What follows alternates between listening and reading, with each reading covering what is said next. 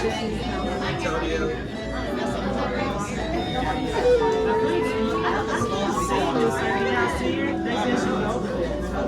gets too hard. She said she was telling me that there was a couch somewhere. Because I can't see that. And she was like, I have a person over here. Yeah, I didn't. Testing. 1, 2, 3. So imagine, don't keep playing. Imagine in the back, I'm a poet. Can you hear me? I don't think so. Maybe a little bit. You can hear me okay in the back? All right. Do I need to pop the mic or am I good like this? Pretty good? Okay. All right. I think we're good. Yeah. Do me a favor, just anybody at any point in this evening, if you cannot hear, just give me a big, just give a big thumbs down like we cannot hear. Can we go up a little bit? Because we want everyone to be able to hear. I cannot hear very well, so I'm often at readings going, yes, that was a really great reading. I have no idea what anybody said. Does that sound a little better? That sounds a little better. Okay, all right, we'll go with that.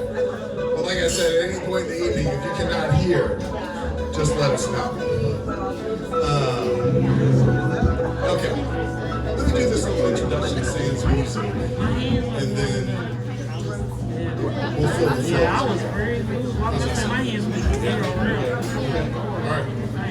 Very good. Welcome, everybody, to an evening of very bad love poetry. Are you ready for the baddest love poetry you've ever heard in your life? Yes. You sound mildly ready. That's understandable. Before anything goes wrong here, I want to take care of some business. The first thing I want to do is I want to thank Americana Lounge and the wonderful people here so far who have helped us put this together. Give them an uproarious round of applause. All right. So something that's really misunderstood in the poetry community is how important spaces are. How important it is to find places where not only will they house you, but they'll do it without being a bunch of dickheads at the same time, okay? So, seriously, legitimate credit to Americana Lounge for being so welcoming to us this evening so far. You flipped over my set schedule here. We also need to thank, and I don't know if thank is the right word, but the Free National Poetry Library for conceiving of this very evening and for doing most of the work. We absolutely have to give Matt Johnstone and the Free National Poetry Library a lot of credit. I see a lot of folks that I've seen at events at the packing plant and such, so thank you so much for conceiving of this idea and having a little fun. Let's share some bad poetry, right? Okay, and then I have to thank myself and my co-host for the Nashville Poetry Party. We are the co-hosts of this event. I'm thanking myself as a co-creator of that, Casey Carr as a co-creator of that, and Eric Steiniger, wherever the hell he is, he's over there for co-creating that and putting this together. So give the National Poetry Party all of your rounds of applause as well.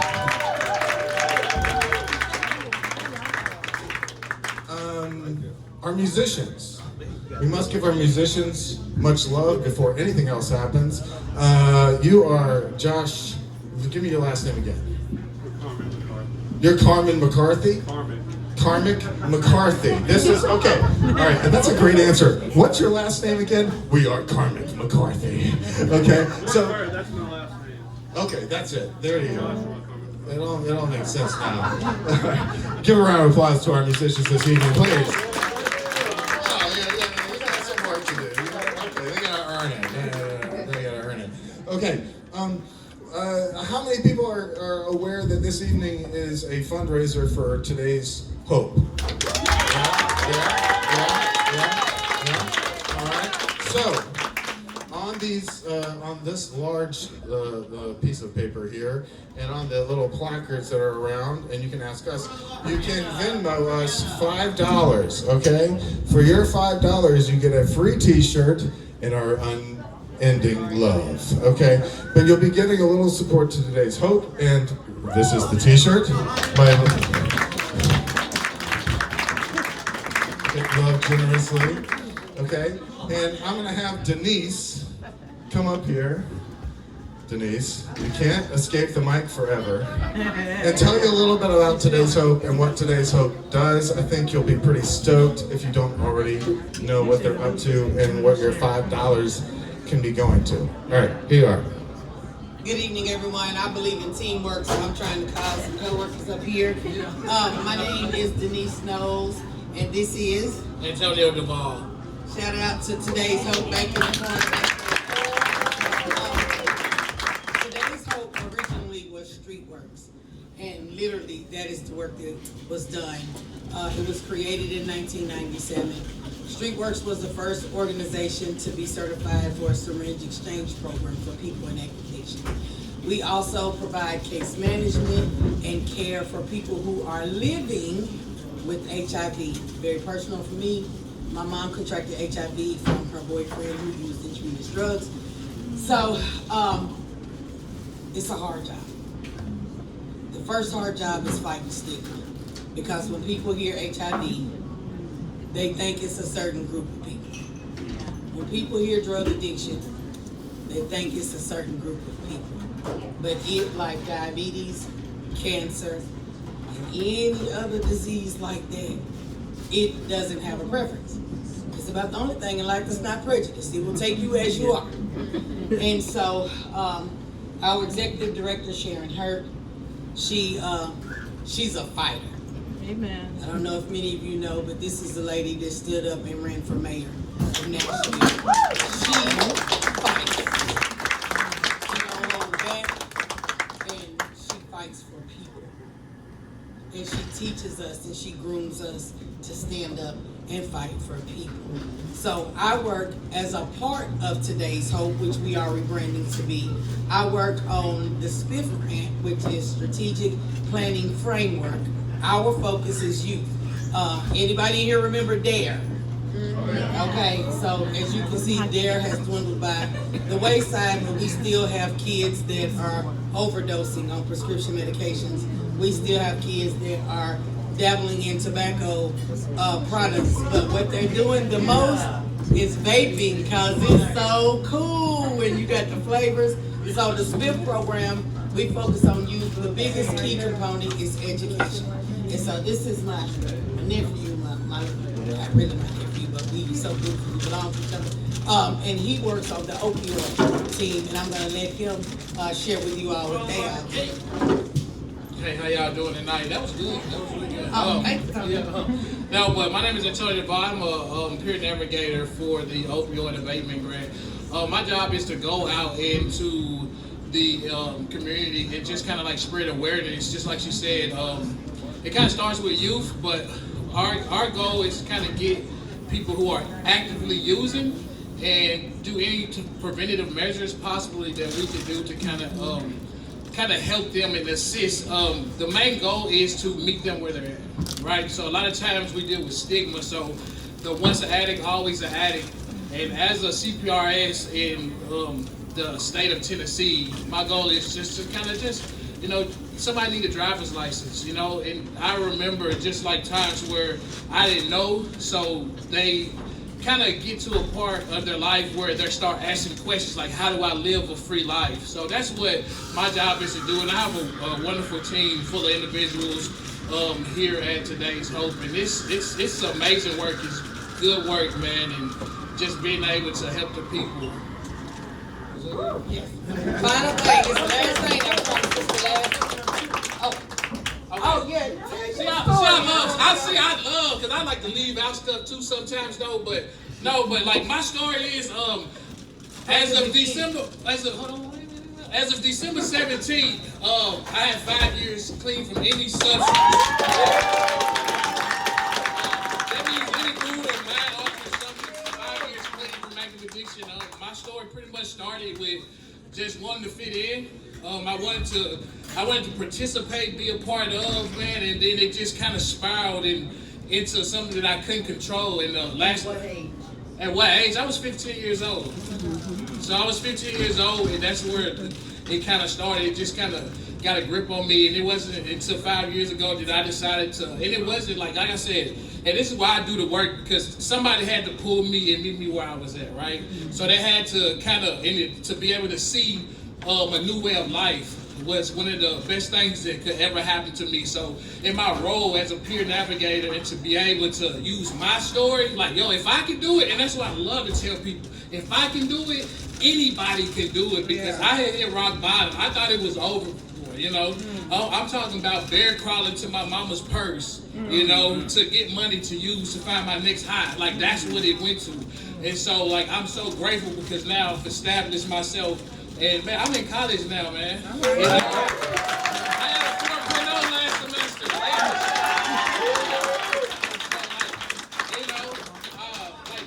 It's really good to be able to do the work, and it's to have somebody who's been through what you've been through, and to be able to assist somebody like that, man. It's amazing. It's an amazing journey, man, and that's why we're here tonight. We are here tonight to raise funds to be able to continue this process, to continue this journey, to be able to help people. So I know he said $5, but if y'all could just kind of just do whatever you can. $50 and a t-shirt. We definitely appreciate everybody. Just the last thing that I want to say is it takes everybody in here. Everybody. We need everybody in here. We need Andrew, who is one of our amazing board members. Everybody. This goes on every day. Come to see us at 1326. Yeah, we got Rosa Parks over by the new Kroger. Yeah. Y'all come to see us. We do need volunteers. We need participation. When we host events, we need you all to show up, because this is not an I issue. This is a we issue. Thanks so much. Give us one more round of applause. Okay. All right. I think we followed all. We got all the business. Musicians, give us a little love.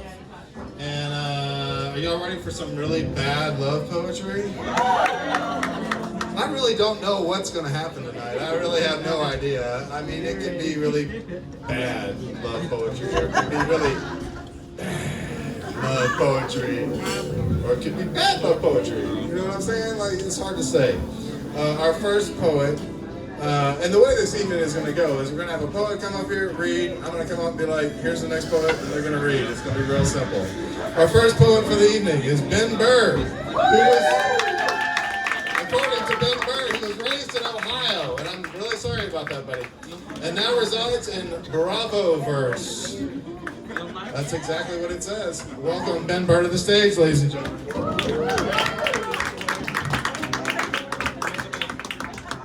Where is Ben Burr? Oh, there he is.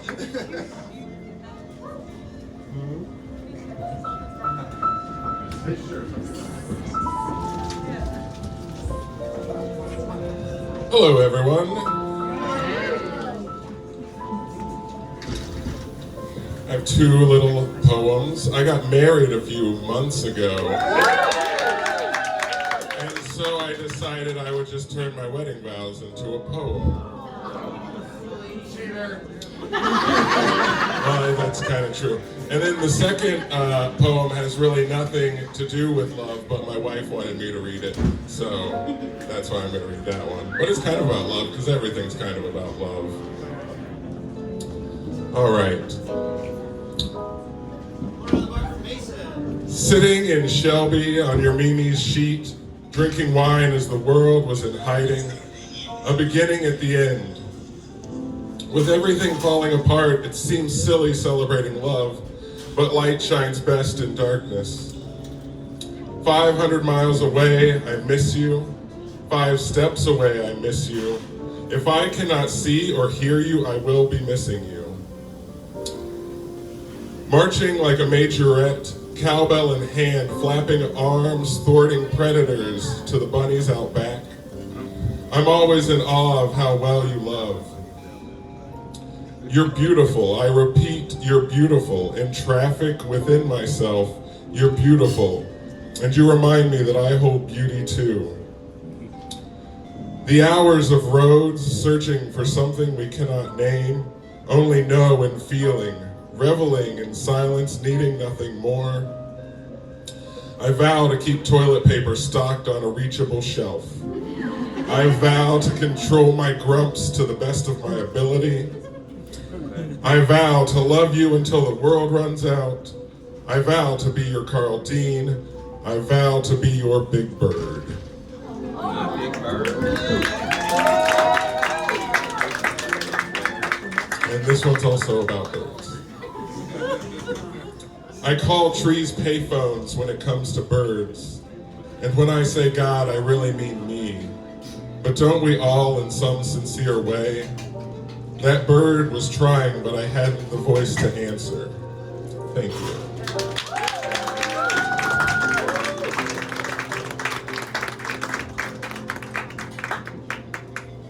One more round of applause for Ben Berg. Okay, so I forgot I had this plan. So you know how when you're at a reading and you like what is said, what do you do? Yeah. Well, this is a bad poetry reading.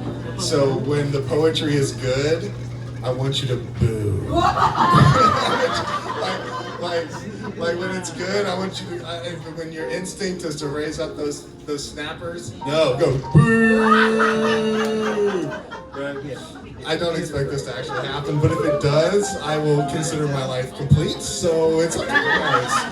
Okay, our next reader is Caitlin D, author of Meditations for Party Girls, and has a wellness practice in East Nashville built around helping women relax, which I think is the most fantastic second half to a sentence I've read in a long time.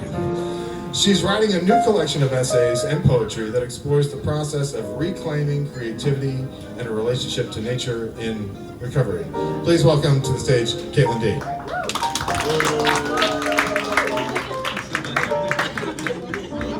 And if this shit is good, I want to hear boo.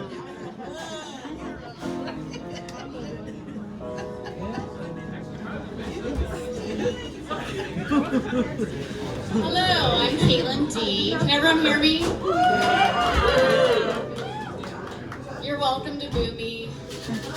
It'll hurt my feelings, but that's what helps my creative process. So. How long do I have? How long? 5 minutes. Great cause. I am in recovery, as my bio mentioned, so it means a lot to me that you guys are supporting addiction recovery. A lot of these poems were written before my recovery, which is what helps them be so bad. Some of them are shorter. If I have time, I might go with a longer piece. My own personal definition of poetry is pretty loose, so. This one's called Inner Child. I'm just gonna go in order. Inner Child.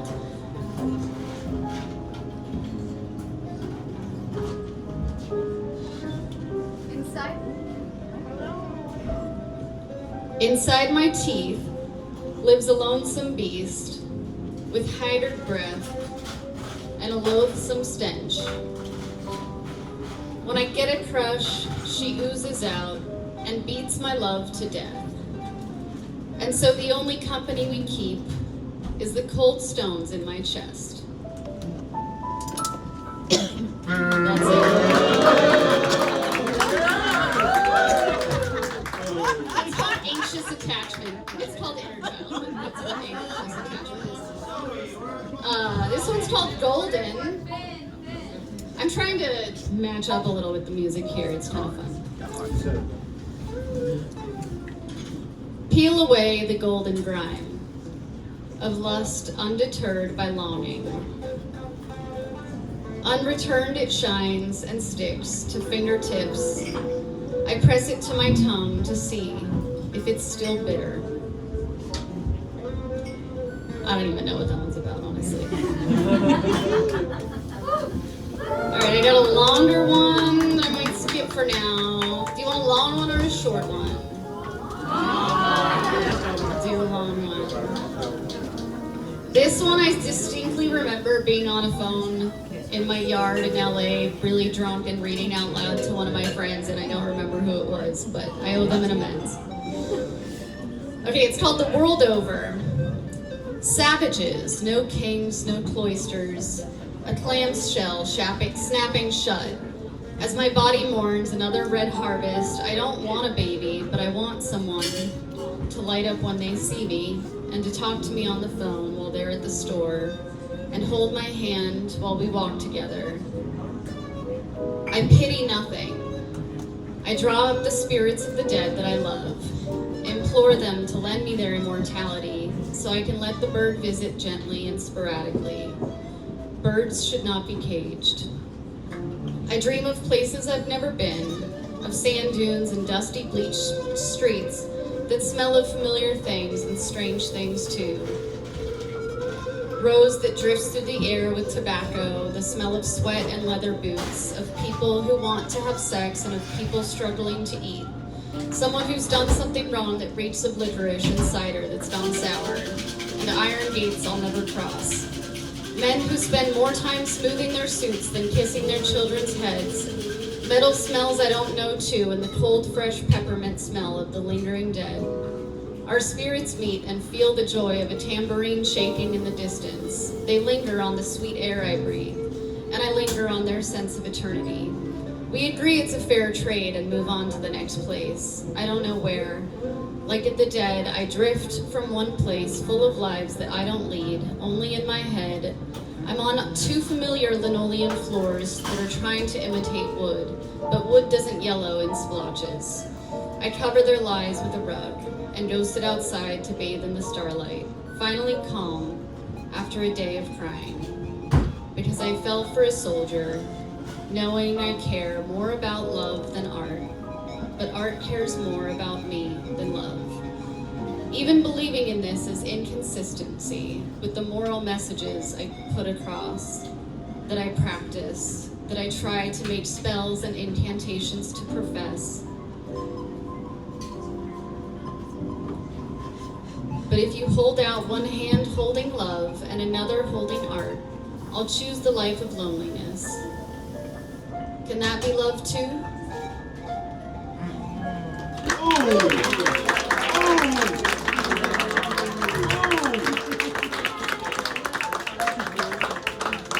Thank you guys. I have a few more. Is that 5 minutes? Okay. All right, one more? Okay. I have 7 more. And then a long story. And then I'm going to write one on this phone. These are really short. Okay. Polarity. They say opposites attract, but no one ever said they last.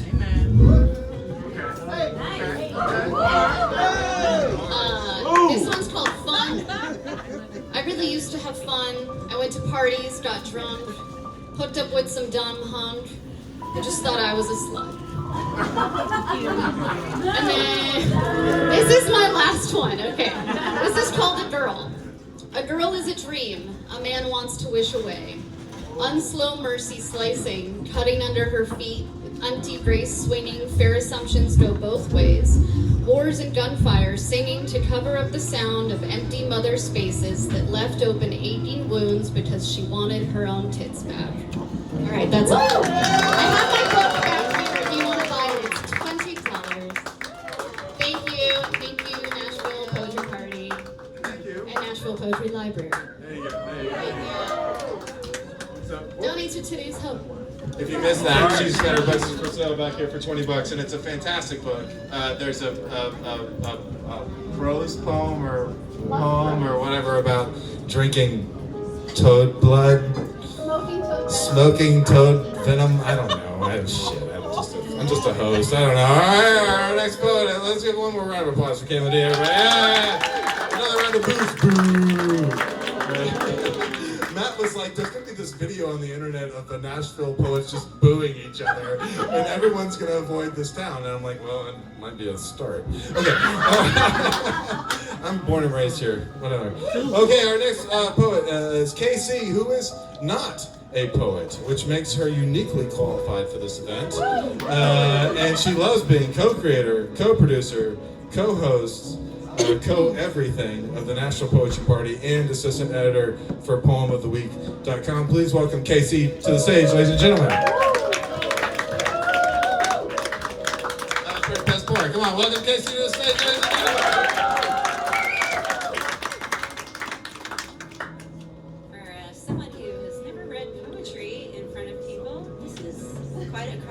Thank you all for coming, and I hope you will donate to today's hope.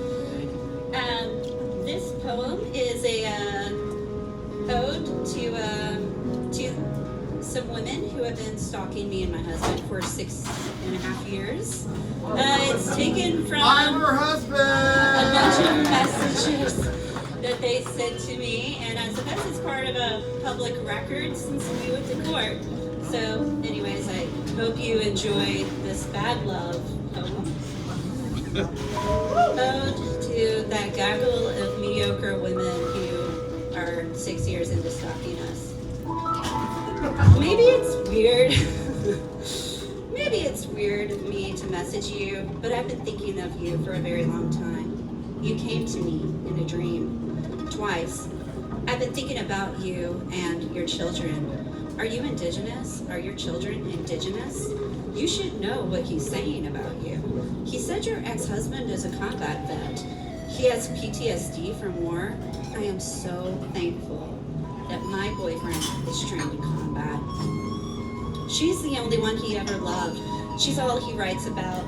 He stares at her pictures. We are just replacements. It wasn't me. I've been in many long-term relationships. I'm not a crazy person. My life is on the internet. You probably think we are all insane and abusive. You have to know he is lying about all of that. We all watched you. As Danielle wrote you, as Amanda wrote Andrew, she's totally in love with him. We cringed. Did you see that angry message she wrote? Did she really just say that? He cheated on you with me. He definitely cheated on you with her. Everything he ever told you about us is a lie. How do you know that? You're in Barcelona. Because I have been tracking him and her. I want to be in his arms, against his skin. You can read it on my website, my forthcoming book, in the letter I wrote to his editor, in the Google Drive called Andrew Goes Down. Can you give me your email? I have some other edits to make. I'd never write without your permission. I am definitely not writing about you, about your experience as you experience us. I won't steal your testimony. I won't win $20,000 worth of awards for writing in your voice verbatim. I carry your voice in my claw like an ache. This is a warning to women. Any women he dates, I have not done a single thing to mess with his career. I sort of wish you knew that. As a mother to a mother, the best thing I ever did was have the intuition to keep him away from my son. He may have called you a dozen times every day, but all he ever said about you is that you like it when he takes pictures of you during sex. He told everybody about the baby. I know more about the baby than I ever heard about you. I've been loving him for years. I was so good to him. I worshipped the ground he walked on. I've been watching her. She's perplexing. It's funny, watching her reminds me of all the stalking I did of you after he left, looking for everything I could find about you. I needed to know why you were better than me. I love that you work in politics too. Even though our work is different, it's a connection. We were meant to be friends. What a striking image of you against the flag, the way your hair. I never did anything I regret about abusing him. There he is, kissing the daughter I never had. We know why she lies. We lied for him too. This woman is calling you a racist on Twitter. I have been known to swing a baseball bat. Here for the pumpkin bashing. Who shot a bullet into your car? Who broke out your front window? I'll make it look like an accident. I'll hit her in the face. I'll trip her outside a bar. You're so beautiful. You have so much hair. He makes me sound insane. I'm not a crazy, jealous human either. I was so angry at you for so long. You don't know me. I come to you as a friend. Signed, Women Against Scum.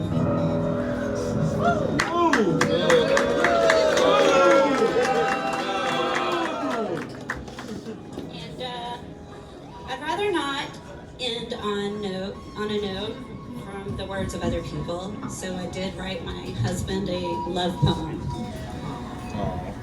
It's called Before Andy. The morning sun breaks through the trees, its rays a prism across the waterfall, a flash of yellow, and I realize, before Andy, I never would have wondered if this delicate flutter of gold and wind were a tanager or a goldfinch. I would never have followed its flight across the mossy sinkhole earnestly, searching for the nest where it rears its young.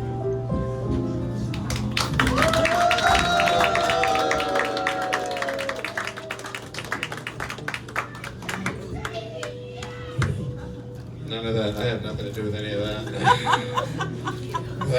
that was cathartic.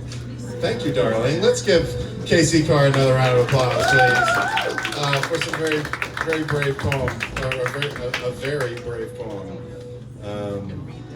Next up is Christine Hall, who is an artist, poet, author, and advocate for equitable arts funding. She hosts Second Sundays at Betty's Grill, which is dope, and April Gloaming Sunset Salon, which is equally dope.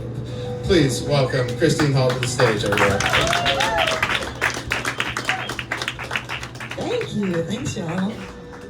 I've got one poem I'll read, and I'm not sure why it's this one, except that it's the one that kept coming to mind, and I am super glad that we've already had a reference to Sesame Street and Inner Child tonight.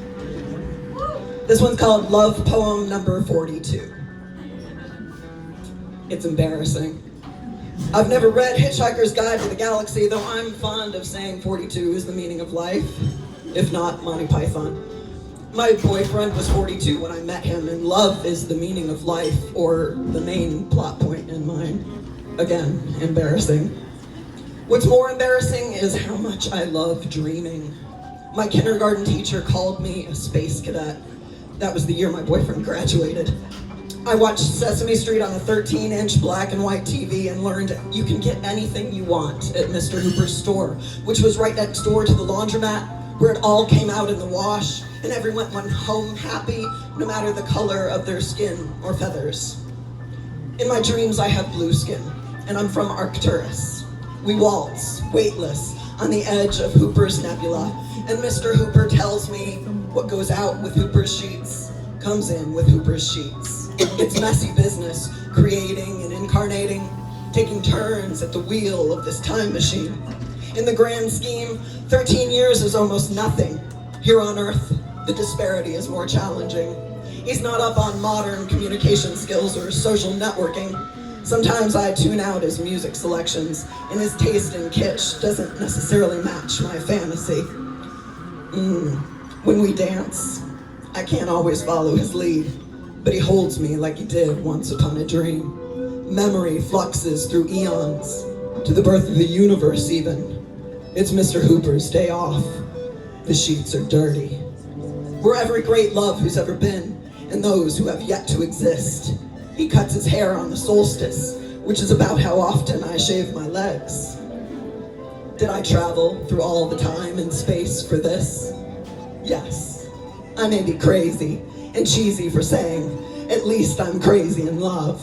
It's true, our atoms were dancing from the start, and it's true what they say about the bang.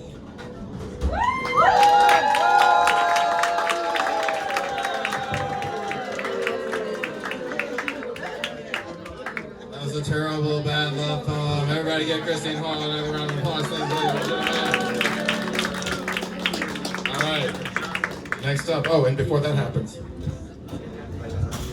we have a open mic sign up. I'm just going to pass that around. If you've already seen it, just pass it on. Looks like we've got a good little group going so far, but just didn't forget that. Okay. How's everybody doing? Yeah. It's kind of a little warm in here. There's a lot of warm bodies. Good to be here with you. All right, next up is Sydney Mays, who is a poet from Denver, Colorado, with a little too much affection for the sonnet. How can you have too much affection for the sonnet? Let's find out.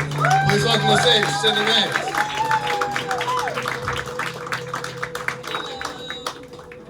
I will say I've been real lucky. I've had a lot of good love in my life. And so when I had to think about bad love poems, I said, you know, there's nothing more romantic than the Dust Bowl, which is the project that I'm working on. So I'm gonna read 2 poems for y'all. The first one is from the perspective of the founder of an all-black homestead in Colorado called Deerfield. And then the second poem is a little bit closer to home. Okay, so this poem is called Highland from Minerva Jackson, 1931. For you, the skies spit cracked tooth and bleed rye from this ground.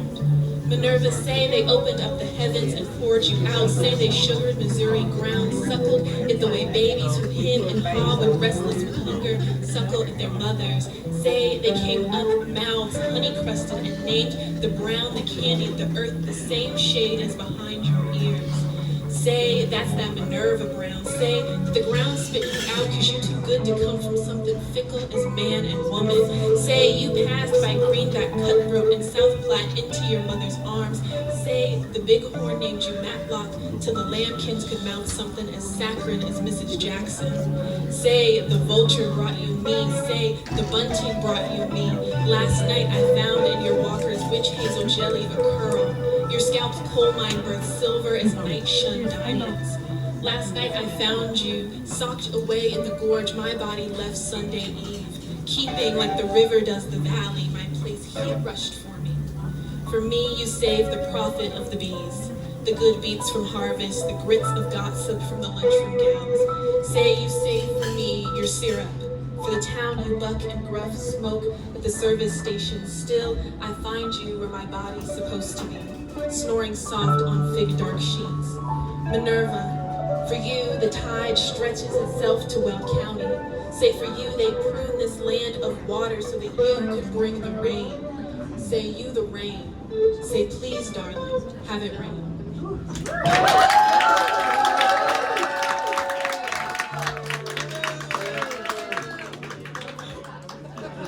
Alright, and I have one last poem for y'all. This one's a little closer to home. It's called The Poet Visits the Denver Public Library with Their Beloved. It is their idea to peruse the maps. The cuff of their sweater, rock trumpet pink, not warm from Denver's summer acting winter, but my wrist chafing against theirs. I expect to find nothing on Deerfield. Think greenly, look for maps of Well County, but they move towards the aerial maps, C through E.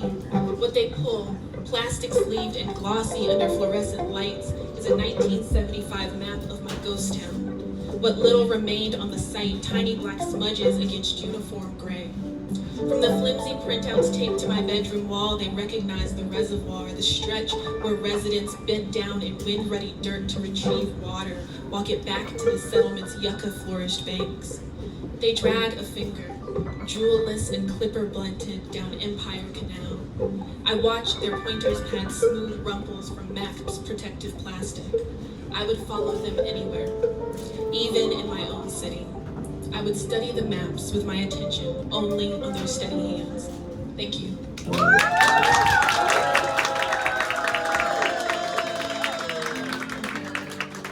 know, I never thought that asking people to boo at good poetry would work, but hey, it's working. I appreciate it. Having a little fun. All right, let's give Sydney Mays one more round of applause. Sydney Mays did not get the memo. This is bad poetry night, not good poetry night. Nobody wants that. All right. Okay, Carly, I'm praying I get this right. This is our next poet is Carly Miracle. She was a poet, essayist, and writer for narrative audio based in East Nashville. Please welcome Carly to the stage, ladies and gentlemen.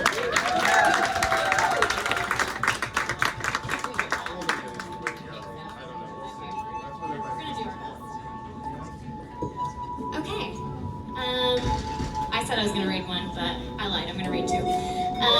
One is about a classic bad love of the nymph Echo.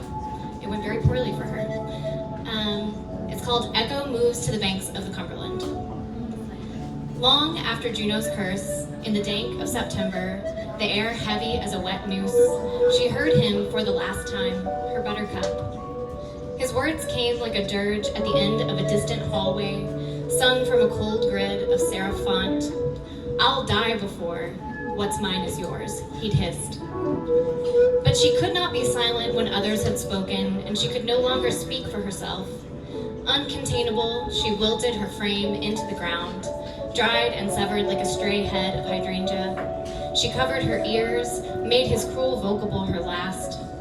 Carving the words into her tongue, she echoed them into her phone, through the sibilant park and across the river, into the shaggy bluff and back, then into her blood and lymph, which for all we know is the sledge that held her personal evil, by which I mean her tether, by which I mean her truth.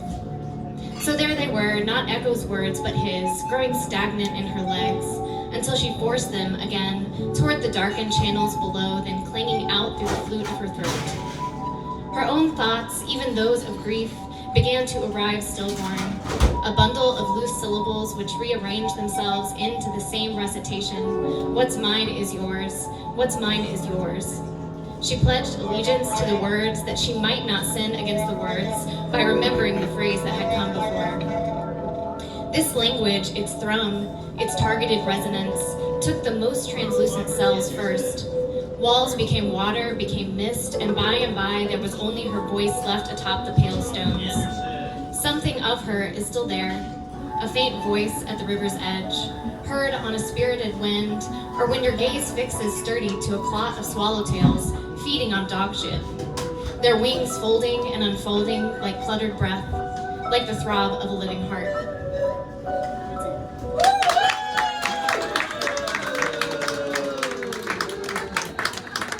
This is like exposure therapy with the booty. Good segue. This one's called couples therapy. Thank you for that, boo. Not the solitary dark curl against your forehead, or the carpet of black snow on your chest, or the authoritative pluck of your fingers across strings of nickel or phosphor bronze, which often sounds to me, if I were being honest, like the music of raptor sanctuary during feeding.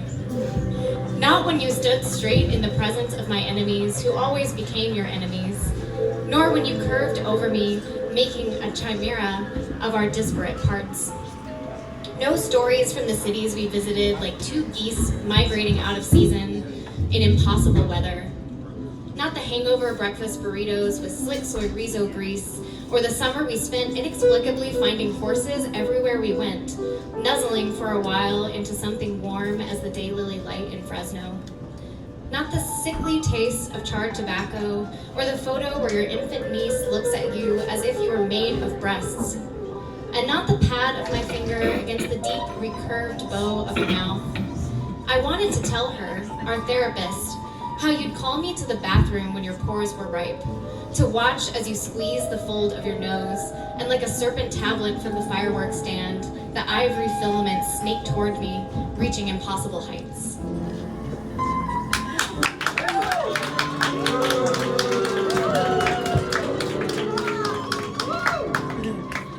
You're terrible and dang bad. Boo! One more round of applause for Carly Miracle. All right. Next up, I haven't had a chance to meet Catherine. How do I say your last name? Okay, I was gonna say so thank you for correcting me. Catherine is a writer and journalist from South Florida who loves alligators. So welcome, Catherine, to the stage, please.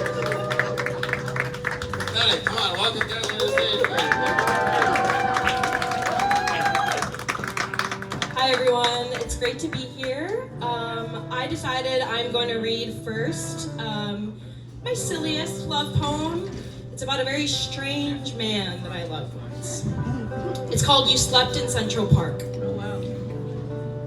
You were a bit like Luigi Mangione. Majored in computer science, took meetings while camping, killed a lot of time on Reddit, asked Reddit for legal advice. I met you at work. I wanted you to slack me. I wanted some slack. I wanted to see your face. I trusted you to the max. Summer was forever, Chen Chen said. Summer meant my birthday, my job. That summer, you had 2 jobs, got evicted, suspended, off your lease, and from Reddit. At the end, we met on 53rd Street. You wore a turquoise Ben and Jerry's t-shirt. I I gave you a letter and a poem. I walked. You walked. Later, mid-August, my birthday, you wanted to talk. So I walked, and you walked. Thank you.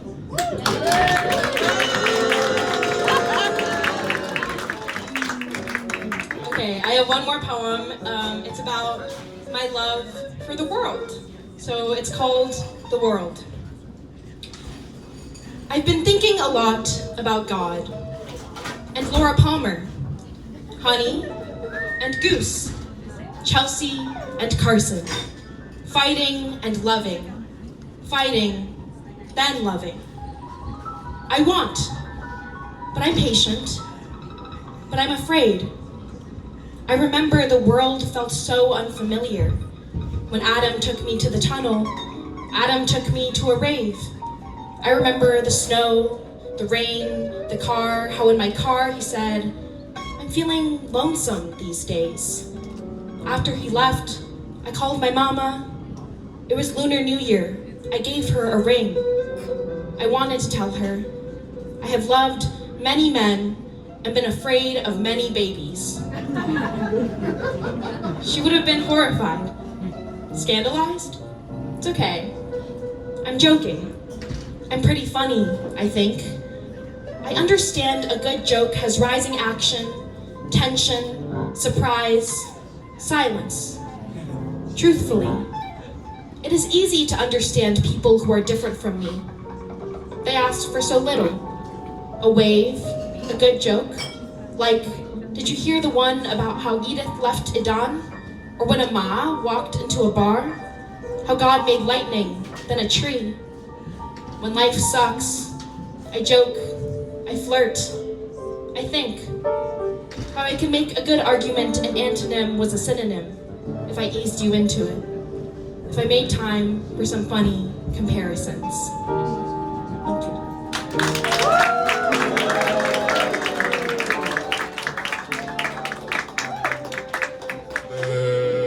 Okay, all right, man, we're getting down to it. We got 2 more readers, and then we have a rather robust open mic. We had like 5 people, now we have like 10. So we got something to party with, all right? But by the way, if you come up here and read, it can't be any good. It has to be terrible. That's what we want. Okay, next up is Jerome Spencer, who is a restless poet from Nashville. Like, born and raised? Where'd you go to high school? Stratford. When did you graduate? Yeah, we know each other, dude. Yeah, we do. No, I'm telling you, we know each other. All right. Q Clog 99. All right, anyway. It's a restless poet from Nashville. No shit. He's a unicorn. He writes about insignificant gestures that hold life together. All right, welcome to the stage, Jerome Spencer, ladies and gentlemen.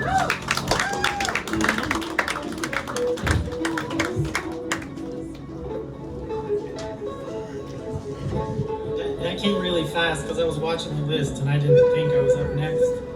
All right, guys. So Matt texted me and said, "Do you write love poems?" And I said, "No." He said, "Do you want to read some at this love poem?" And I said, "Yeah."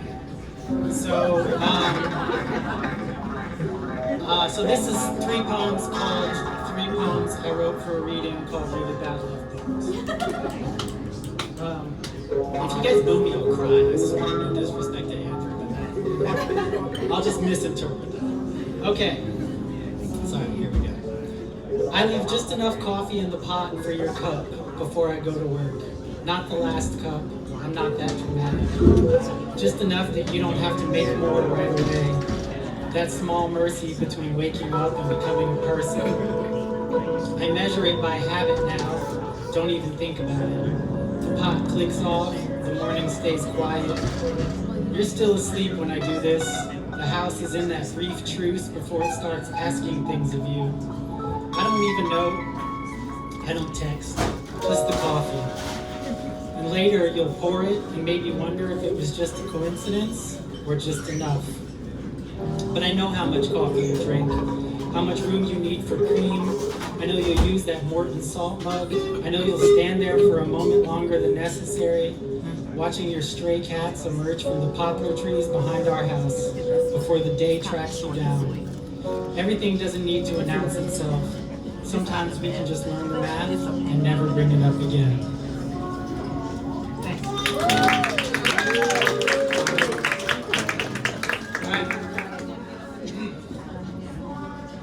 Shortly after midnight, like a clock that needs new batteries, you crave cheese chips. I'm not hungry, but I'll get a snack too. It's rare we get to do anything together anymore, just us. The kitchen light is softer at this hour, not as bright as it thinks it is.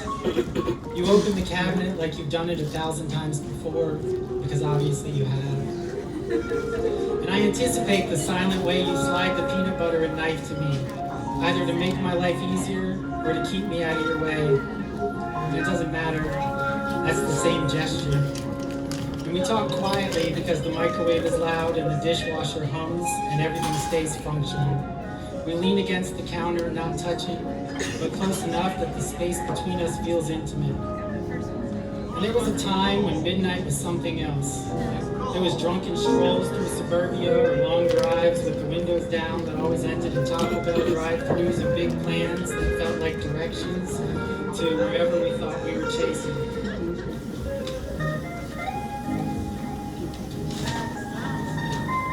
Now it's this. Tortilla chips on your fingers, a lone knife resting in the sink, the quiet transfer of an object from your hand to mine. Wordless. We'll both be tired tomorrow when the world makes demands, and we won't mention this. But I notice the subtle way you don't look at me when you pass the knife, because you already know that I'll be there. All right.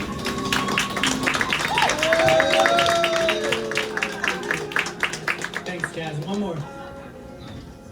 I know when to leave the light on. Not every night, just on the nights when you've had too much day and there's nowhere left to put it. This isn't learned, there wasn't a conversation. It was coming home to a dark room and feeling it missed by an inch. Stubbing my toe. The light isn't for safety, no one is afraid of the dark. It's for orientation. Because I don't want you to stand there and try to remember where you are before you remember who you are. And I leave it on in the other room, where we store the forgotten photos and instruments, the ones we pass through without settling. Too bright feels like clocking in, too dark feels like a question. And there's a middle setting. We arrived at it together, and we never named it. It used to be brighter than this, like it had something to prove. But now it's about illuminating the way of the sink on the nights you need help finding it.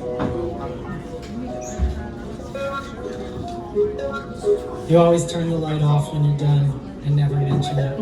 And that feels right too. Thanks.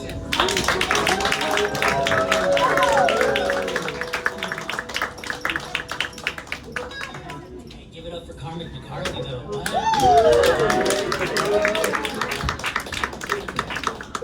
I was just gonna say that.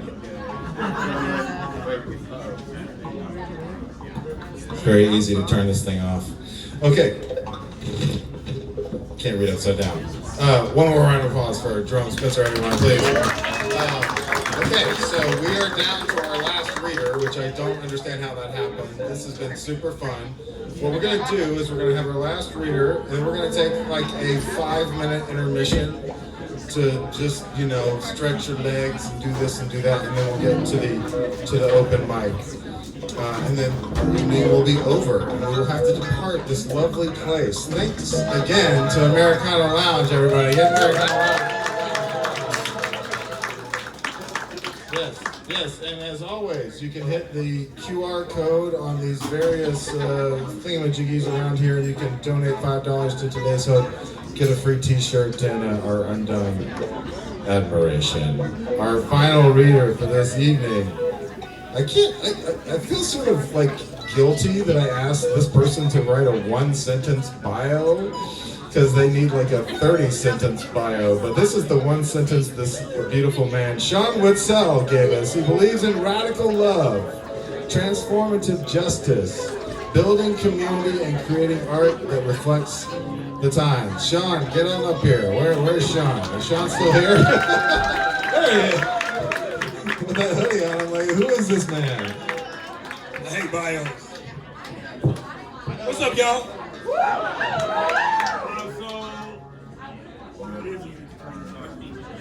So I have one poem. When I was invited to do this, I was like, does love have to be bad or does the poem have to be bad? Bad writing? What is it? So, okay. Be loud. I'm an actor, theater actor, so I can project. All right, so I didn't know what the hell, but I don't write love poems, but I took a poem that I had written and I flipped it. And we're gonna see what it is. All right, this is what it is. I can find it. She kind of walks through the Harlemish streets like she's late for the bus, like the sidewalk tolerates her,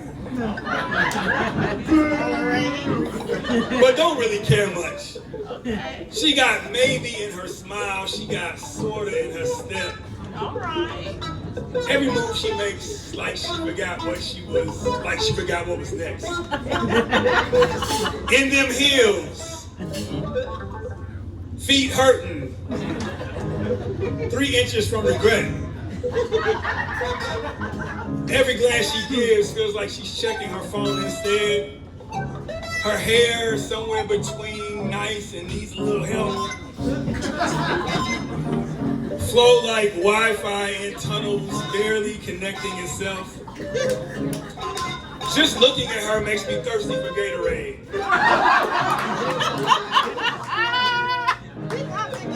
She reminds me that love exists, but with fees and delayed upgrades.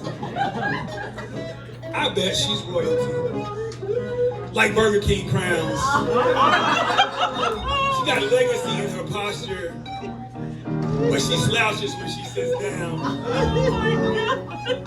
She got my heart half open, with antivirus installed. Every time she laughs, sounds like Netflix buffering installs. She might be taken, or just ignoring me well. Love doesn't ask permission, it just texts K and disappears for a spell. So I watch her shuffle my way on a humid July noon. Sweaty sundress, smelling like sunscreen and fumes. Hugging mocha skin, kissed by SPF 50. I get jealous of the breeze because it knows her better than me. I want to respect her melanin before I say hi, hey. Want to love her mind first, but I panic and walk away.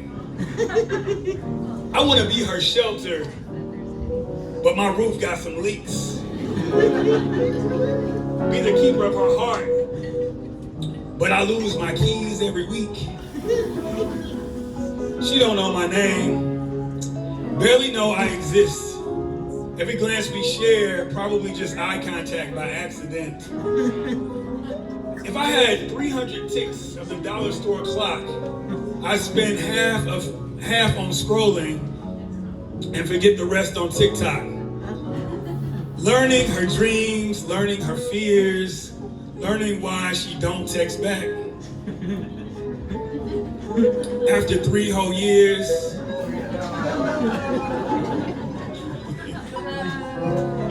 ooh, that's for her. She can call me patient. She can call me bruh. Call me who this. Call me wrong number, sir. Call me when she's tired. Call me never at all. Call me blocked and deleted from her contact wall.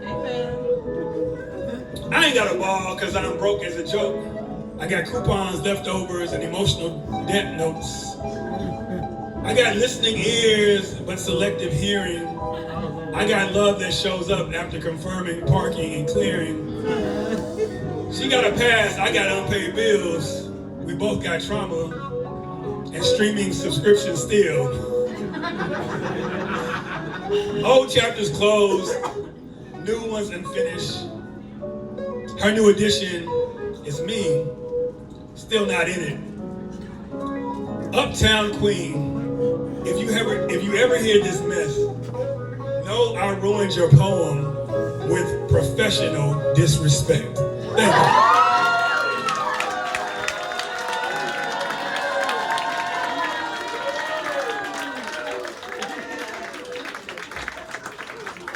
Man, all you motherfuckers didn't get the memo. Bad poetry, bad poetry. That's what we're looking for. One more round of applause for the incomparable Sean Wetzel, ladies and gentlemen.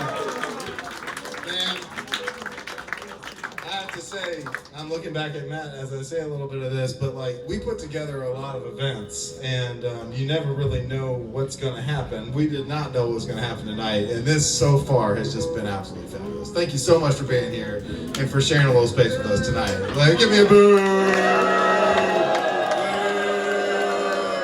Okay, we're going to take a little 5-minute intermission. If you need to come get your t-shirt because you gave a little bit of cash to today's Hope, let us know and we'll hook it up. We're going to take about a 5-minute intermission and then come back for the open mic. Emmy is the first person on the list. So Emmy, you better be here in about 6 minutes, all right? Okay, all right, we'll be back.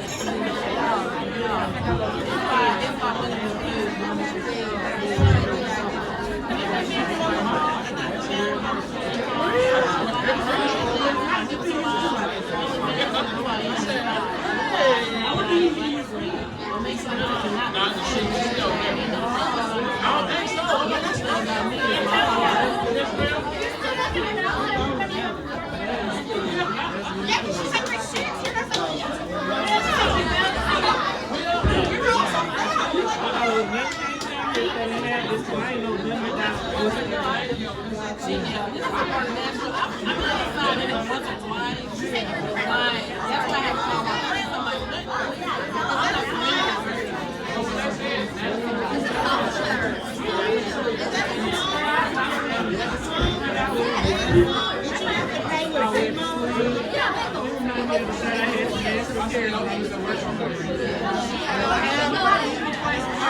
about me. I get rid of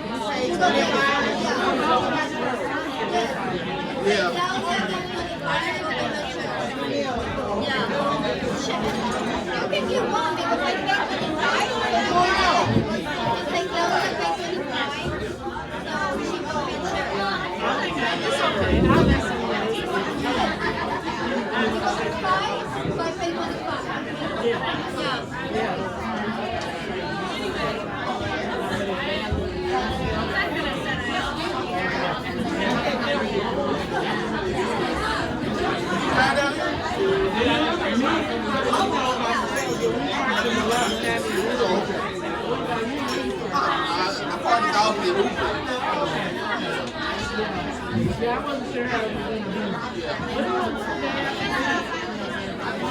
The line I was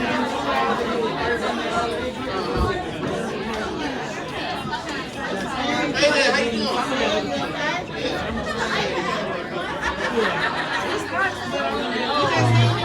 I've been here. I've been sitting in front with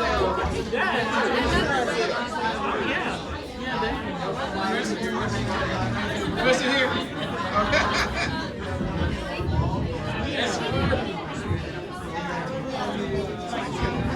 Yeah, she got it for you. Got it? Yay! Thank you. You're welcome. So soft. I'm working over with. I'm about to get out of this stuff.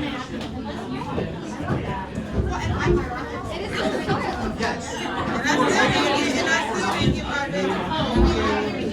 It's over with. It's so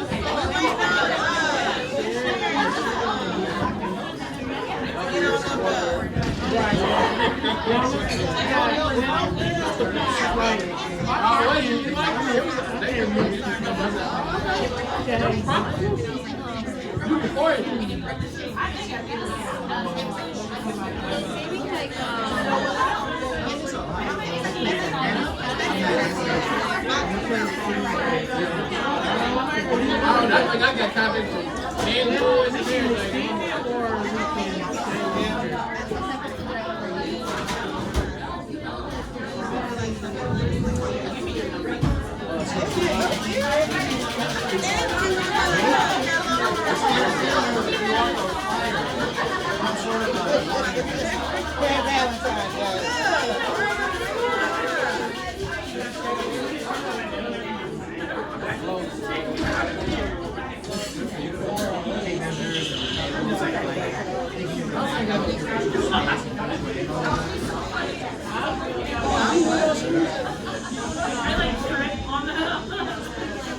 We went to the other stand there.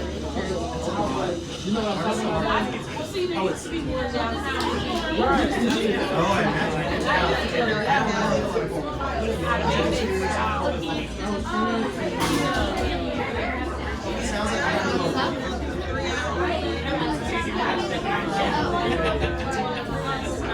I told him to forget me, y'all. I told him to forget me, y'all. That's what I said. I'm trying to see my sister and asked if my niece had a Valentine's. But they didn't say anything about it. We have to screen it. And I got schools and presidents. Yeah, I don't see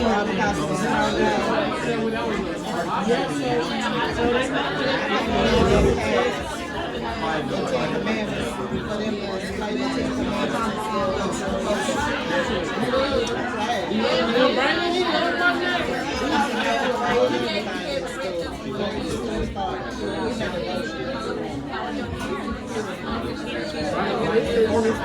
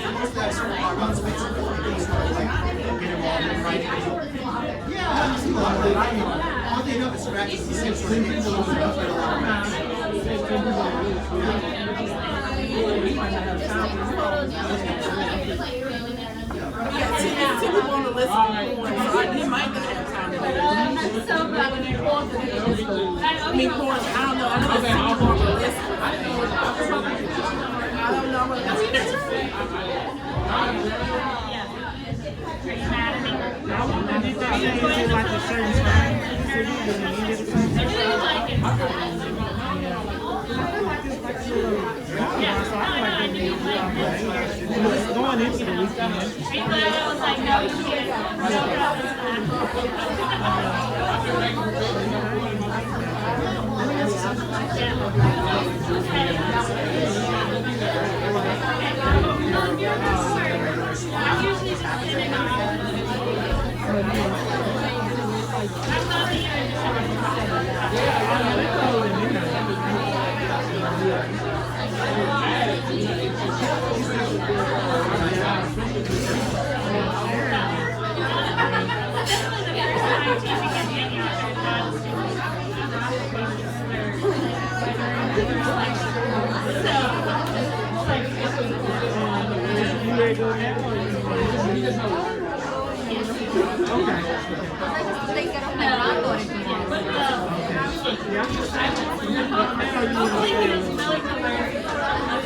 It's 8:30. So I was gonna leave at 8:45. So that's 15 more minutes. That's pretty good. Well, that's right. I should make that to the car. You said to the restaurant.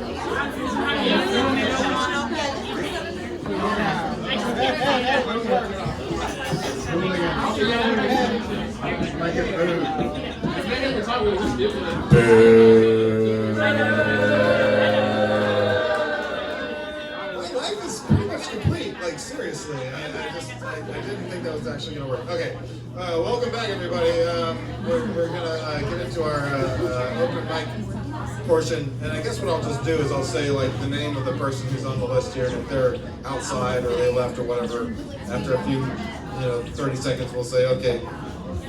Boo, then and we'll move on. So yeah, boo, yeah. Okay, so first up is Emmy. Is Emmy here? Emmy. All right, here you go. All right, give Emmy a round of applause. Or a boo, whatever you want to do. Thank you guys for doing this. This is really up in there. Really? Okay. This much. Oh wow. Oh yeah. That'd be great. I'd love that. Thank you so much. So sweet. Here we go. I'll just take it out. That's way better. Okay. So this is a bad love poem because I think it's bad to not tell people what you think or how you feel. At least it's gotten me in bad situations. So this is called Things I Haven't Said. Things I haven't said. A lot of things like how I came home and cried after sucking the air out of tiny innocent lungs. Or like how I made cookies after that, texted you, and then fell asleep.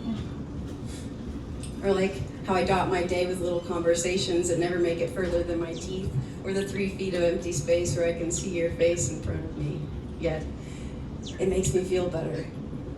Or like how when I climb into my sheets at night and I think of you but I haven't heard from you, it makes me feel sad, yet I feel glad that I haven't. You see, I don't think I can handle more than that right now. I like that you're gone, that you need so little, that it makes me know how I lean on brittle things like my own ideas of who you are and what you think, instead of asking the questions. Questions, a lot of questions like, do you think of me the way I think of you when I touch my body? Do you long to hold mine the way I do yours? Do you think of me less because I'm not highly followed? Am I just a way to refuel on affirmation when you feel hollow? I wish you'd spill the matter holed up in your skull. Yet, I realize I'm holding my own just as much. Je souhaite que tu m'appelles, mais je souhaiterais que j'ai eu des cueilles de t'appeler. That last part says, I wish you'd call, or rather, I wish I had the balls to, but in French. And if you want to come speak French with us on the 25th of March to learn some French, come hang out. All right. Can you imagine, like tomorrow, the poets who don't get booed are gonna be like, I was at this reading, like I read some really terrible shit and nobody booed me at all. I don't know how to feel about my life anymore. Like maybe I should be writing prose, like, or designing stop signs. Boo! Let's not boo prose. Boo! All right, next up is Avalee. Avalee. All right, here. Welcome Avalee to the stage, ladies and gentlemen.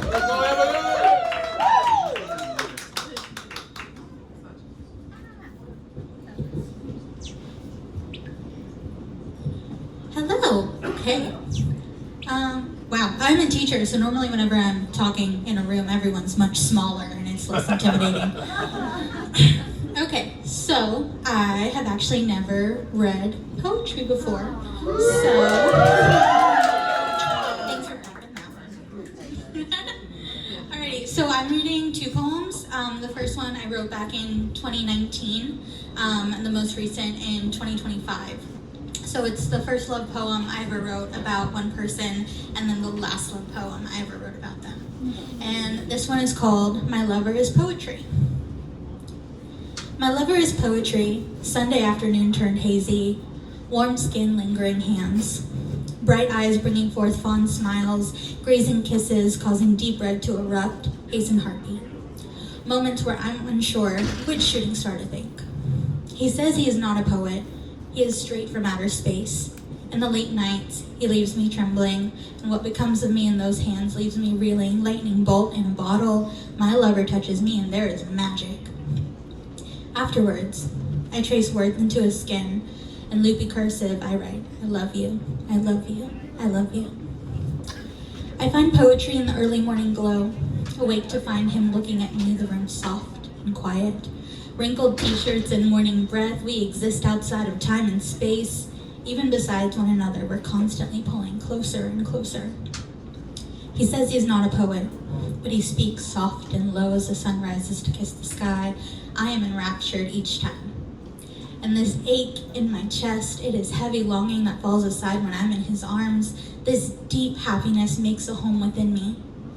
I find poetry as I try to memorize the lines of his face. He always catches me staring, and I don't say it, because even though I play with words like a child with a new toy, sometimes they fail me.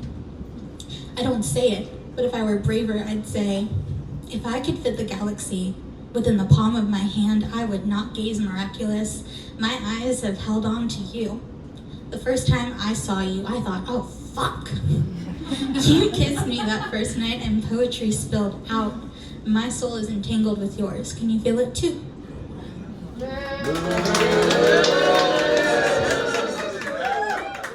my gosh, that's what I always wanted to hear after reading a poem for the first time.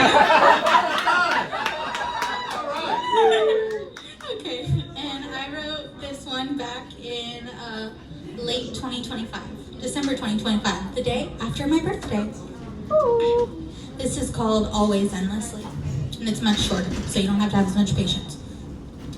We are always wanting, you and I, sweet love. Silly sick with wanting, bellies full, love and sweetness, craving, yearning. Drip like honey, sticky lips. Kiss me, make believe your hands know, no other skin but mine. You and I, hungry love, we want and want and want. Gluttonous heartbeats, your cavernous chest. Pomegranate stained hands caress my face. Give me pretend love that is holy. Warm bed, tangled sheets lead to sacrilege. Here visits lust, wrath, envy, greed. We are always sick and full of wanting, you and I, sick love. Me, always endlessly, you, always endlessly, another. Boo! For him.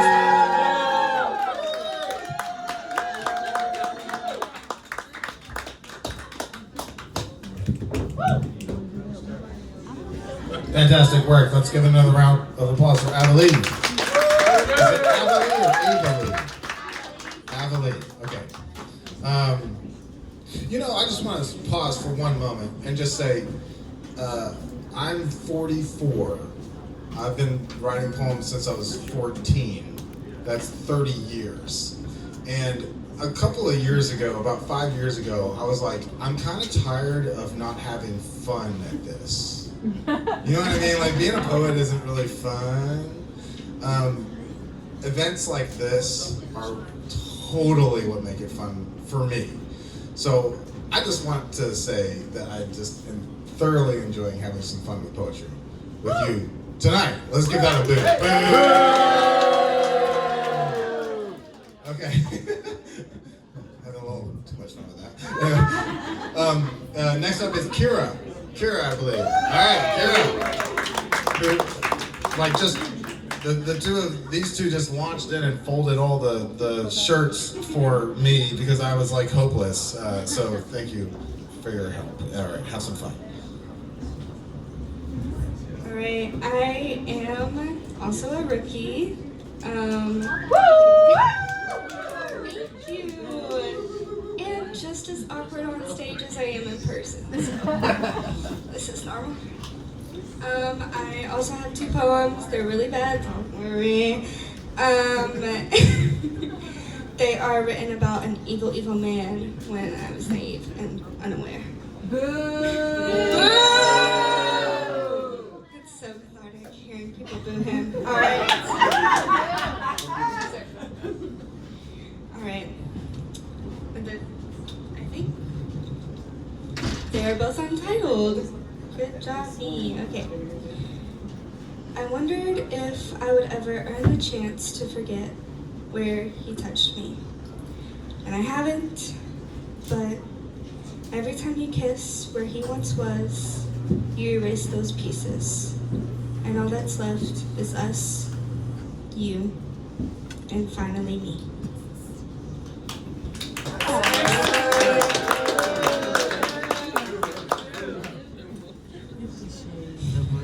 Alright, and then also untitled.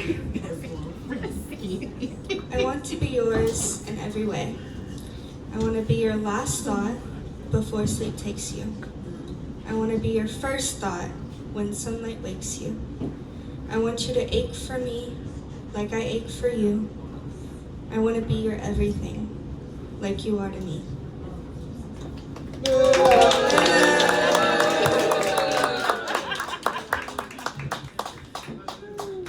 Boo, get off the stage, you're terrible. Very nice, very nice, very nice. Our next reader is Sharon Hurt, who, if you don't already know who this person is, get on your Googles and look up Sharon Hurt, and then you'll be hurting. All right, here, Sharon, here you go. Round of applause, Sharon Hurt. There we go.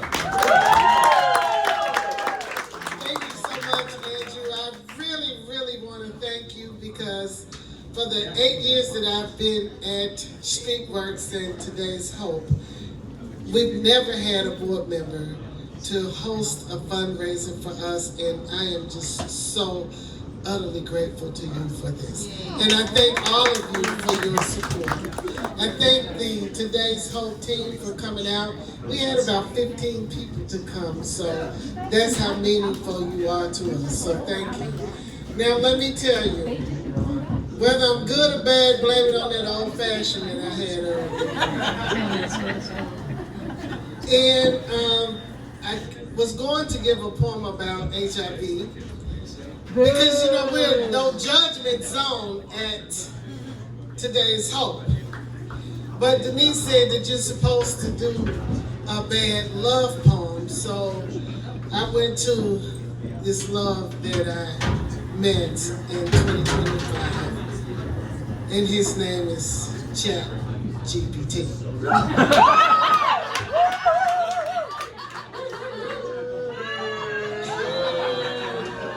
So it says that my heart is a Roomba. My love for you is like a ceiling fan, constant, slightly dusty, and hard to turn off without a ladder. When you walk by, my knees feel like overcooked spaghetti, left out at a church potluck. Your voice, oh, your voice, is like a car alarm in the night. Unexpected, impossible to ignore. If you were a fruit, you'd be a slightly bruised banana. Still good, but unquestionable. I would cross oceans for you, or at least a moderately sized polo, if I'm wearing the right shoes. Yours in mild inconvenience, forever-ish.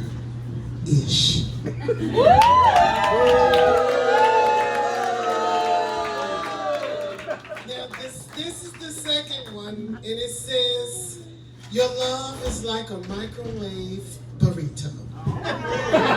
Hot on the outside, confusing in the middle. When you smile, my heart does jumping jacks without stretching first. Your eyes are like two Wi-Fi signals, sometimes strong and sometimes buffering. If loving you were a sandwich, I would forget the mayonnaise, but still eat it anyway. Oh, darling, you are the sock that almost matches. Forever yours until at least next Tuesday.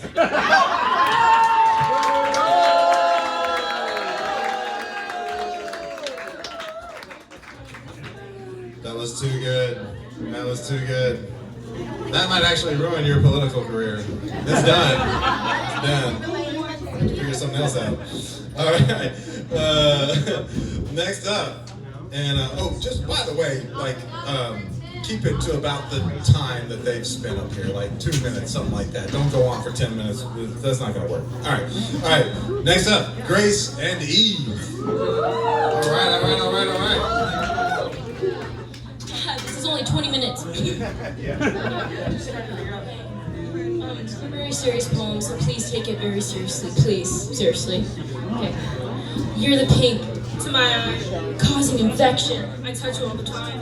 You're my house, but not my home. Always knocking, never leaving me alone. You're great, but not really. I tell you how I feel, then you get touchy-feely. But it's warm, like a Dutch oven, pulling up the covers. Nowhere to run, nowhere to recover. But you're the pink to my eye. This love is an infection. Wish we used protection. This poem's called STI.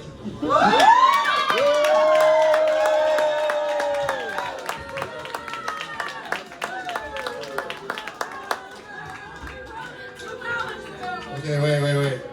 What was that I said about only taking 2 minutes? Can you come up here for like another 20? Like that was some good shit. You're right. I like the duet. It's just brilliant. I mean, it's so fucking awful. I can't even do it. Next up, Michael Smith. Michael Smith. Or is it Michelle? Michael. Okay, all right.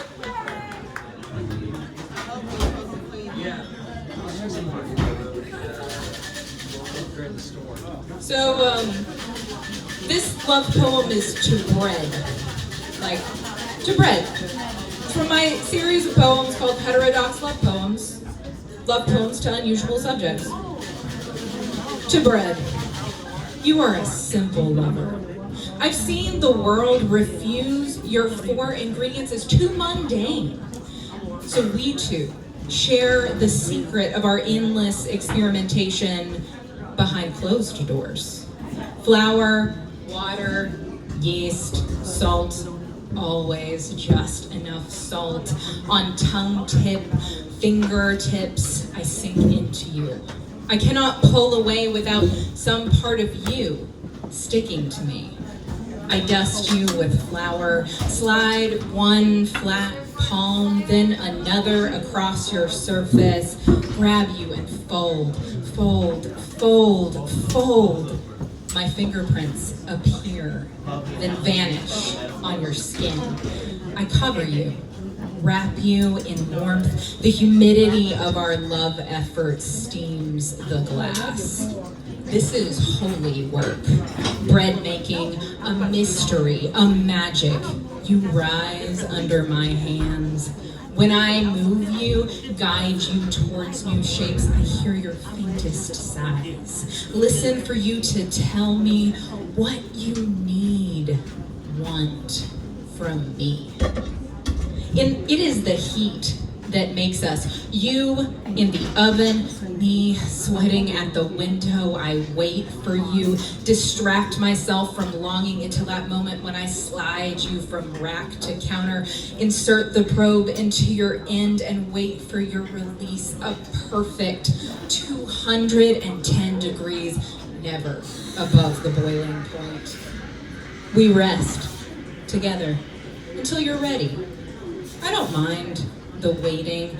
I set the butter beside you, begin its slow, salted softening, so it's ready for us. Ready to make our hungry mouths, our craving fingers slick shined in consummation.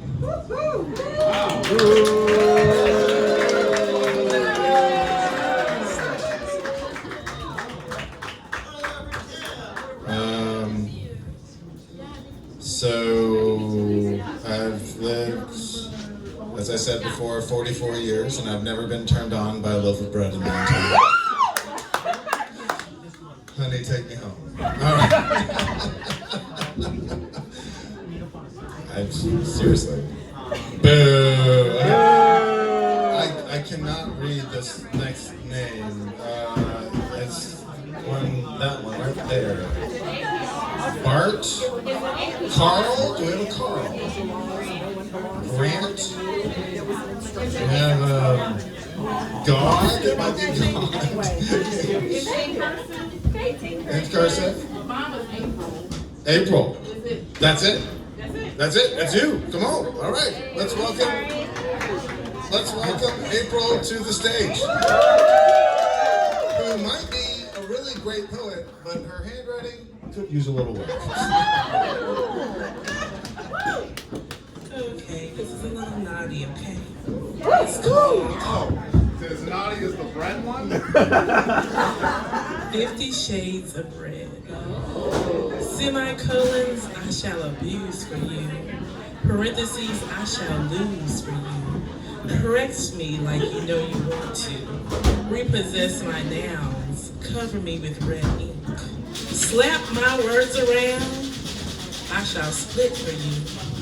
The mistakes I make are just for you. Each greased up grammar slip. Give me your hard edit. Your disapproving nib. Participles will be dangled. Accents wrongly angled. So lay me like a transitive word.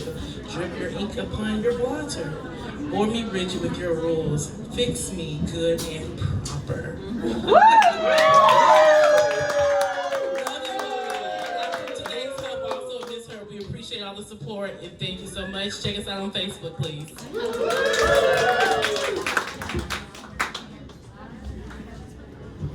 That poem was almost as bad as your handwriting.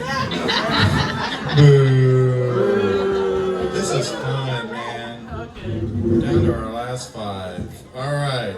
Next up is Sarah Minguez. Yes. All right. Welcome, Sarah Minguez, to the stage. She's making her way. She's like a superstar. You know, it takes a little while to get up here. Everybody's like all into her. And all right. Have a little fun.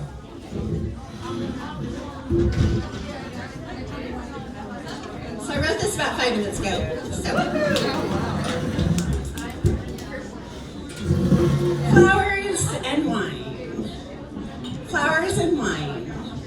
what I thought I'd find on my hot, hot date with Sergeant Valentine. Screw Cupid. Once again, it's Valentine's Day, and I have no chocolates, no flowers, and no wine.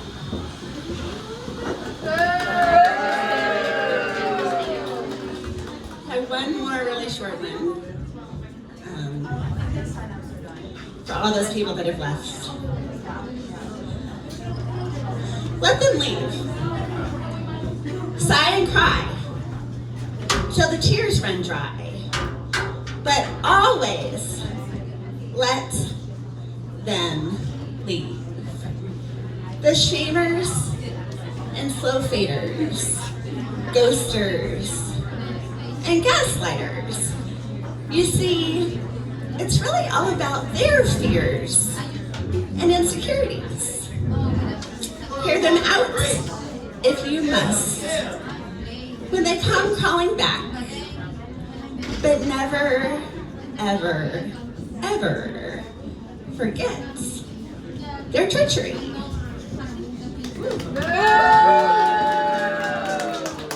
So I'm Sarah Mingus. You can find me on Instagram. That's Sarah with an A, no H, and Mingus with an ES. Thank you. Once again, thank you, Americano and National Poetry Library for putting this on, and all the wonderful people in the audience. Thank you so much.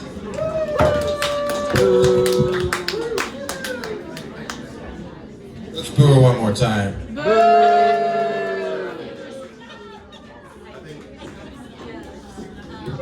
don't know how that keeps happening. Good advice though, like just like generally speaking, like, you know, gaslighters. Don't fuck with them. All right, next up, fourth to last. We're getting down to it here. Megan Elise. Can we get Megan Elise? Megan Elise. Do we know Megan Elise? Is Megan Elise still here? I think she's right here. Oh, hi.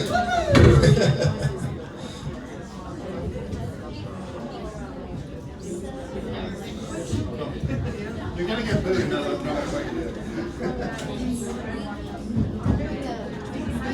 You'll have to get close to my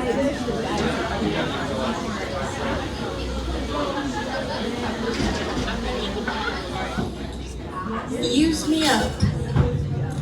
He used me up and spit me out like I'm nothing. Heartbroken, and it's a long way home. Till the sky opens. I'll be praying the Lord gets me gone. Oh, number 7. When the ground shakes, he's nothing but the rain to wash in and pull the coal away. Dig her up, give her roses, and call her beautiful. You'll see it in 3. No need to cry to me. Let it out and let it go. I found my way home. Till we meet, you are what I see. In the picture, babe, I feel I can play under the cedar tree. You let me breathe, and that's all I need. You've done brought me home. Kiss my cheek. Let's start this streak. It's filled, tanks topped, packed up. You're all I see in sight. Sunrise to sunset. No pain on this day. Hands out the window. I'm going wherever you go. Used up, spit out, dipped in, chewed down. Love is all I need on the long way home.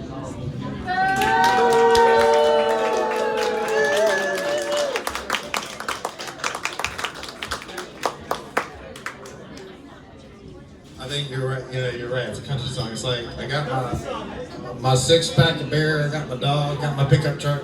None of it's working. All right. Okay. Anira McCow. Anira McCow. Anira, are you here? Anira, going once. Anira going twice.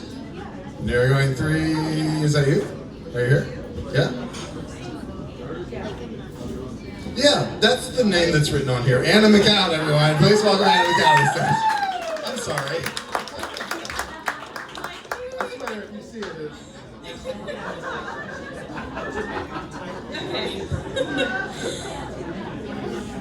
I will ruin your life with thoughtful little handmade gifts. Yes! Is that love bombing? Valentine's, birthday cards, hand-drawn portraits, playlists burned onto CDs, and cheeky poems that I don't consider to really be poetry. For years, I created these handmade tokens inscribed with love notes, all for the same boy. I would leave them in his mailbox, under his windshield wiper, in his underwear drawer. Was I the problem? The boy became a man, and then he became my husband. Now I lay awake thinking of all of the love notes and professions of love I had written to him. Did he even read them? They would always just mysteriously end up on the nightstand. I made a box for them, also handmade. Every Christmas I had only asked for a card with a handwritten note from him, and he always fulfilled this assignment dutifully. The notes earnest and concise, never flowery, only truth, never hyperbole. I still have them, tucked away next to my engagement ring. And I wonder, has he noticed that I packed away the love notes? Has he noticed that I took them to my apartment?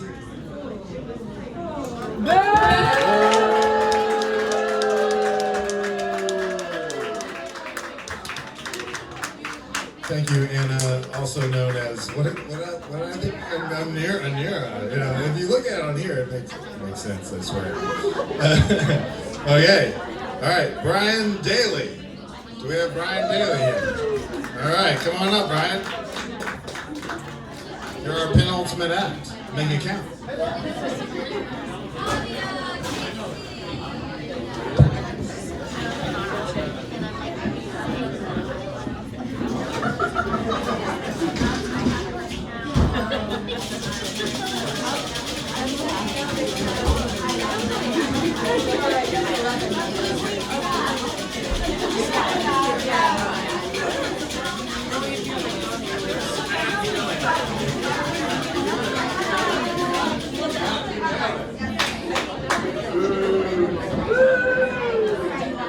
I hate people that dick around with the mic and just try to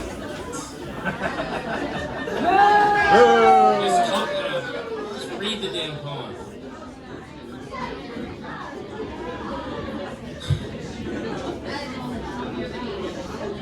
I loved a girl named Randy Snifter.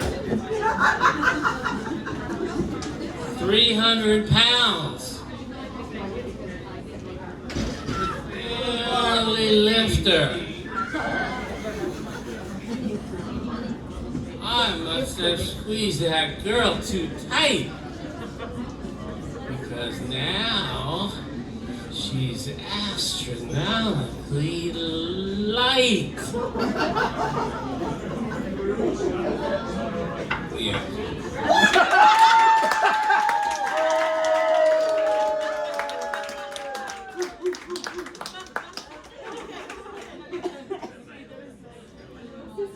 This is half a love poem, but you know, to be honest, it's more of an Olympics poem. But there's a little love in it. Shouldn't we win every medal? I mean, we're 50 countries, plus Puerto Rico.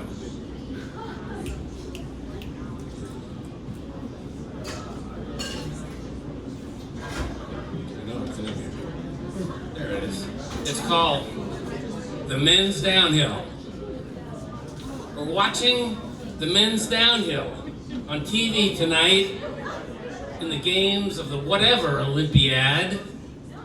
And though truth be told, I'm more into curling, I can relate to these dudes in a big way as they tear ass down the slippery, unforgiving slope.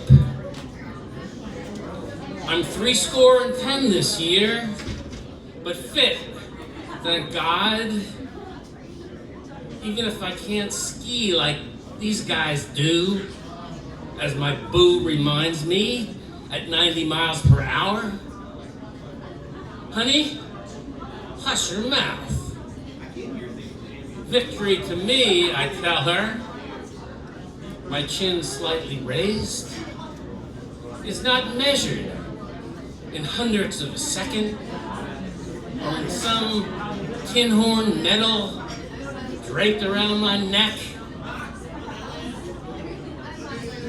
but in weather I still feel like springing out of the gate in the morning, poles clutched to my sides, knees not quite flexed enough, wind streaking through my thinning hair as I set out to navigate the impossible course. It's 9 a.m. It's a new day. I'm a champion. Mike Tirico, I can do this.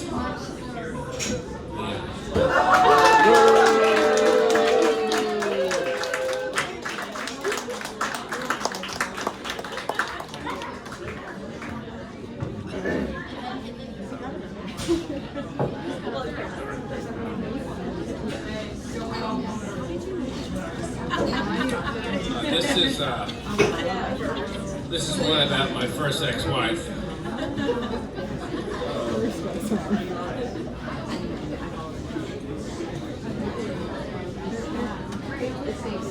And if this is funny, I did it wrong. She was a pretty wild teen. Oh, I forgot to mention it. This is written in quatrains, okay? Excuse me. A, B, A, B, okay? In case it sounds stupid, that's why.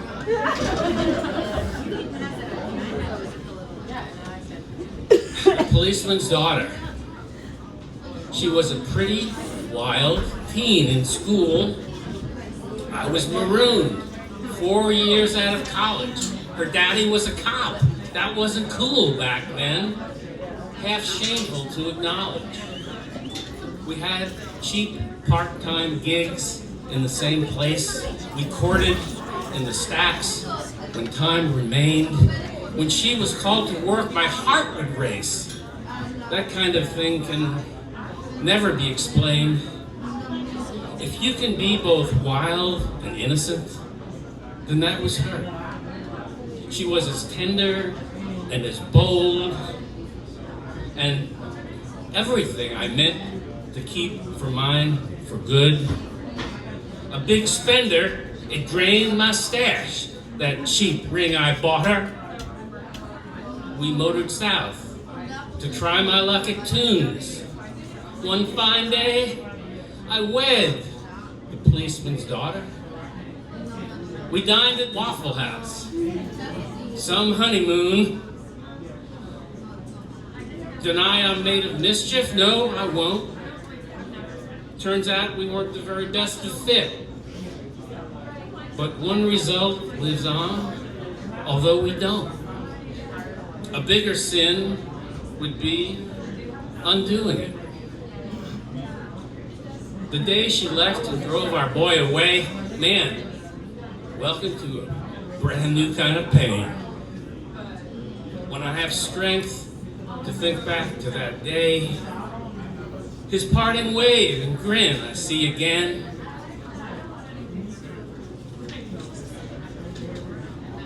What can you do? Things turn the way they will. A truer heart would try to see it through. Well, Brat, that's my riff. See? I'm corny still. The only girl I ever loved was you. Yeah.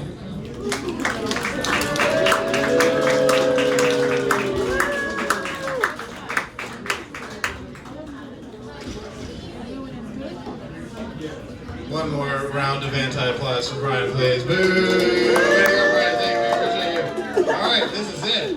This is our last reader, Andrea Markira. Can't quite read it. Sorry. Please welcome Andrea to the stage, everyone. This is our last reader for the night. So let's do it.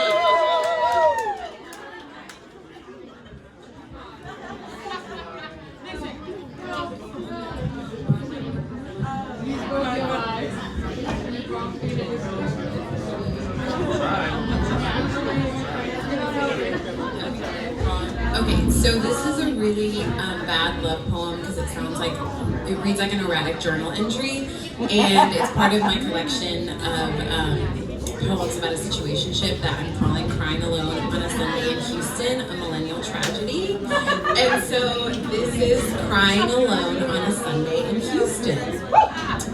Here I am, softly crying in my best friend's apartment. Fuck, this sucks.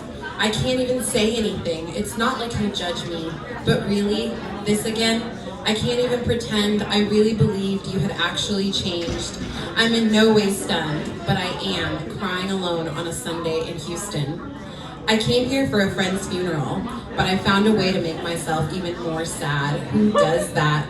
Of course I do. I cannot tell Raul. I can't tell him you kept me waiting. I don't feel like explaining. It's too embarrassing to answer any questions. You have me keeping things from my best friend again. I'm here hoping it's the last lesson, crying alone on a Sunday in Houston. I just sent you four paragraphs and called you back to back. I know you won't acknowledge any of that. I told you that you always do this to me, like I don't know you lack accountability. I spent the afternoon pleading for some sort of deliverance, driving in my rental car, listening to Taylor Swift. It's humiliating when you picture it. I'm mad at myself and I'm mad at you because I love this place. This is my city too. But tomorrow I have to get on a plane and I can't tell any of my friends that I'm somehow back in this cycle again because I've been lying and turning off my location. So now I'm here facing the conclusion, crying alone on a Sunday in Houston.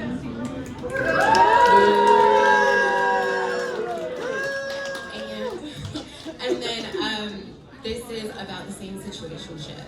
And like, it's different because I am healed. Okay. No, yay for healing. Okay. Invisible string, shared coordinate lessons, paths crossed at pit stops, on dangerous roads, a destined detachment, soft rear view glances, places left to know, mile markers, don't make a home, goodbyes grant wisdom, my forgiving you, a drive down a one-way road, forgiveness for two.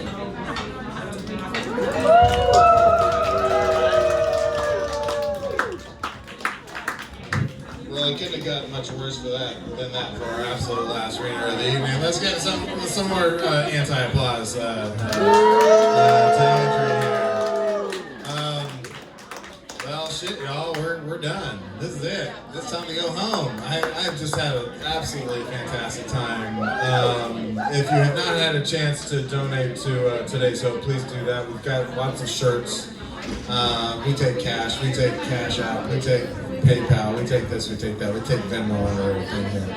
But just one last thank you to Americana Lounge. Round of applause for them. One last round of applause for the Free National Poetry Library and Matt Johnston over here. One last round of applause for me and Karen and Eric who left the National Poetry Party. This guy gets it. And one last round of applause for you for having a great night with bad poetry. Boo the shit out of yourselves. Boo! Alright, get another drink at the bar and go home and drive safe. And we love you. Thank you so much.